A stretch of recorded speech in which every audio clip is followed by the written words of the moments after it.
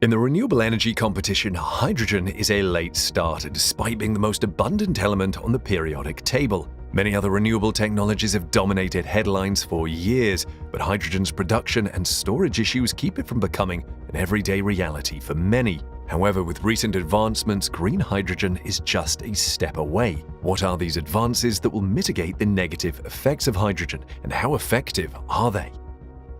Hydrogen can be found everywhere in the universe. It's the most recurrent element, yet it's also one of our most clinging elements. It's like a baby who's been fed exclusively by mum. Hydrogen is one of the best energy carriers we have since it easily connects to other elements. Moreover, it's immaculately maintained.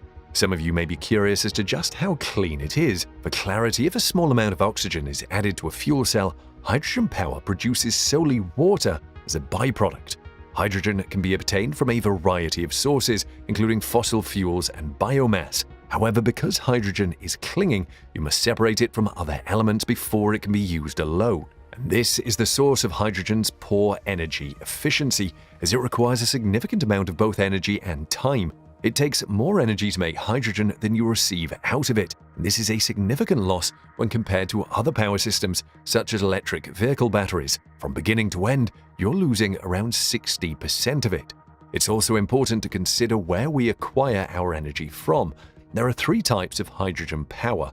Grey hydrogen, for example, is powered by fossil fuels. Carbon capture and grey hydrogen techniques are two ways to produce blue hydrogen. Green hydrogen, on the other hand, is produced using renewable energy sources such as solar and wind power. Obviously, we're going for green. The problem is that it's a lot easier in theory than it is in practice. The two primary methods of obtaining green hydrogen are by the use of an electrolyzer driven by renewable sources, also known as a power-to-gas (P2G) technology, and the steam reforming of biogas either with or without carbon capture. Although steam reforming of natural gas now generates most hydrogen electricity, natural gas itself is a scarce and highly sought-after resource. However, the use of electrolyzers has been a notoriously expensive and inefficient method of producing hydrogen gas. Hydrogen production, storage, and transportation necessitate a fresh and novel approach. Has the efficiency of these systems improved as a result of recent technical advancements? The HySATA capillary-fed electrolyzer, for example. Unlike the polymer electrolyte membrane (PEM) technology, this electrolyzer introduces a unique approach to the process. Even though PEM is a great idea, it's still a waste of time. In comparison to alternative technologies like batteries, hydrogen can store more energy per pound, but it also drains power at every step. You're continually losing potential energy when you try to protect the smallest element on the planet from physically seeping through the cracks from its birth in electrolysis to its final resting place in a fuel cell. So what's the best way to stop the bleeding? If HySATA is correct, they may have discovered the culprit and the solution. Do you want to make a guess? Bubbles, as you might have guessed wrong, are the culprit. Yes, of course, recall that electrolysis produces hydrogen and oxygen from the breakdown of water. Non-conducting bubbles in the electrolyte solution build up on the electrodes, obstructing sections of the electrode and slowing down the process, lowering efficiency. PEM allows the cathode side of the electrolyte to continue flowing to the electrolyte, which can make hydrogen gas by bubbling it through a liquid. But HySATA's capillary-fed electrolyzer goes much further. They use a reservoir at the bottom of the cell to keep the electrolyte separate from the anode and cathode until it's pulled through an inter-electrode separator, which is both porous and hydrophilic. Capillary action is the term for this. In the same way that water flows up a straw when the pressure changes, so do this. These are potentially big consequences to this very simple physics. As a result, the electrolyte maintains direct touch on one side alone, and the gases are still created without the irritating bubbling action that obstruct the process. Because no water is pulled to the electrode side, the other side can continue to release gas uninhibited. The capillary action naturally draws up more water to replace the water electrolyzed out of the separator, keeping everything functioning smoothly.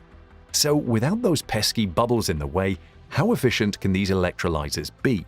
It can be high as 98%, according to HySATA's peer-reviewed study. That's more than 10% higher than the efficiency of a current state-of-the-art commercial electrolyzer, which is only 83%. If these capillary-fed electrolyzers can reach gigawatt-scale production by 2025, as their CEO claims, they may just fill the gap in the market for a less expensive, more efficient electrolyzer, which is exactly what hydrogen power requires to get off the ground. Of course, it's not just HySATA competing in the race to enhance electrolyzers. Korean Institute of Science and Technology (KIST) researchers claim to have tested a novel type of membrane that solves the problem of electrolyzer production corrosiveness.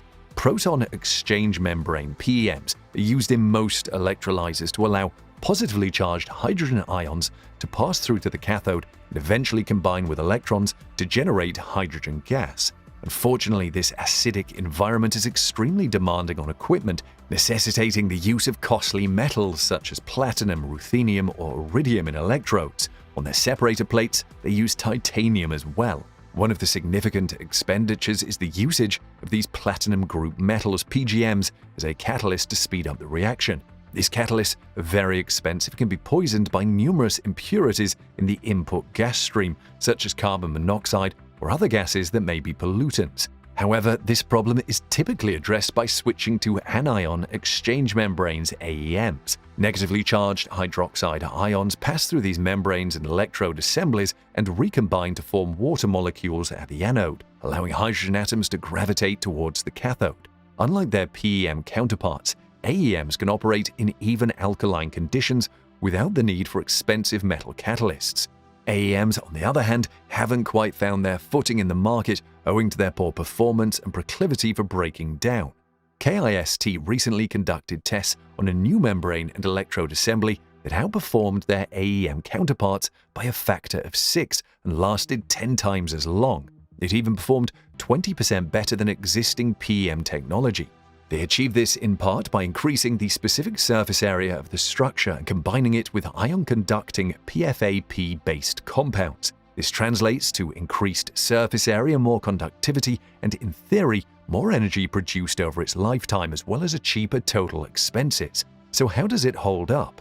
The hydrogen business appears to be gaining momentum. Is it true that these new innovations are everything they claim to be?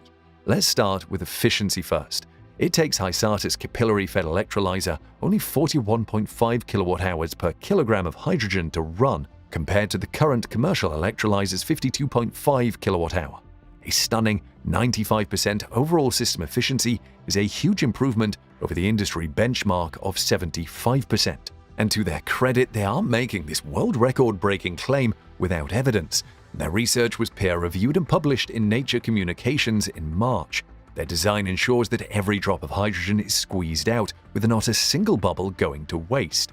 On the other hand, there are advancements such as the KIST AEM. Their membrane surpasses current PEM technology, but isn't as long-lasting. Even though this AEM lasts 6 times as long as its AEM competitors, PEM technology still outperforms them both. PEM electrolyzers have a normal lifespan of 50,000 hours, or approximately 6 years, where AEM electrolyzers have a lifespan of about 3,000 years. Sure, changing the KIST AEM is less expensive, but you're still replacing them more frequently, which reduces your long-term savings. You must also consider adaptability. This membrane is important not just in electrolysis, but also in hydrogen fuel cells, carbon capture, and direct ammonia fuel cells, the hydrogen industry's next generation. It's a delicate jigsaw puzzle. You want to gather as much hydrogen as possible without adding a bunch of unnecessary steps to the process that waste time and energy. The more we streamline and refine this technology, the higher the efficiency rate becomes, which helps green hydrogen compete with other renewables a little better. Of course, this tiny element with so much potential has a drawback, which is the same problem that prevents most of us from purchasing the things we desire: costs. Many of these innovations are still in their infancy. Some are ongoing projects, while others are nearing completion. It will take a lot of money and a lot of trial and error before they reach the size that hydrogen enthusiasts envision. So is hydrogen power finally getting its due? That's not entirely true. Many of these innovations are only getting started, and new ones appear daily. Finally, these developments suggest that hydrogen energy is still thriving, which is a good thing because we need a range of clean energy sources for a better future. Let us know what you think in the comment section below about these recent hydrogen breakthroughs and what they have to offer.